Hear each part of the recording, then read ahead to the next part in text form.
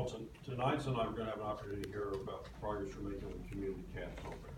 I'm personally excited to hear that. I know it's something that a number of the advisory board is extremely interested in. I know Bev particularly is a real champion of that.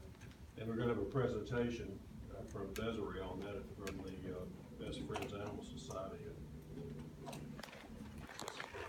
Thank you. Thank you for having me. I'm working on two computers, so hopefully we'll have any technical difficulties.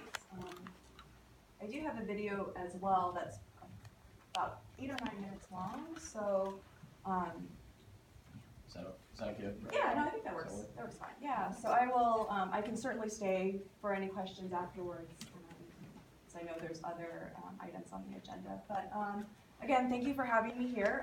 My name is Desiree. I am the Community Cat Program Manager for Best Friends. I work with national programs. Just a little bit about me. I started with Best Friends in 2012, and in 2012, Best Friends had partnered with the municipal shelter in Albuquerque and with PetSmart Charities on a pilot program. And what that program was it combined efforts to save shelter cats, but also combining that with public trap, neuter, return, and also community outreach. I'll talk a little bit more about the Albuquerque program, but that program in and of itself was a game changer for us. Ever since that program has started, it's been able to sustain itself several years later, and it's helped us to be able to sustain a 90% live release rate for cats that are coming into our shelter in Albuquerque.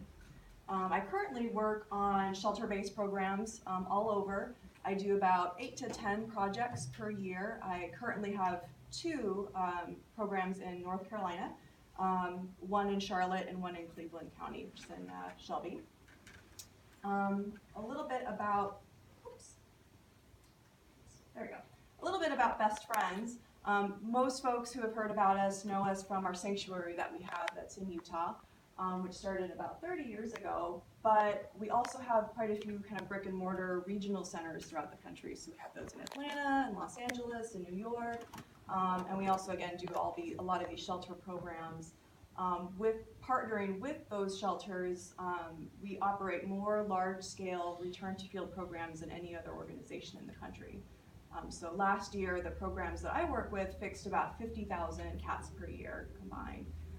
So it gives us a really unique position to be able to talk about these programs and the impact that it can have not only on the cats themselves, but in the community as a whole. Just a few definitions. Cat people, for some reason, really like to use acronyms. So we have quite a few here. So you'll hear me use some of them interchangeably, but I just kind of wanted to get everybody on the same page.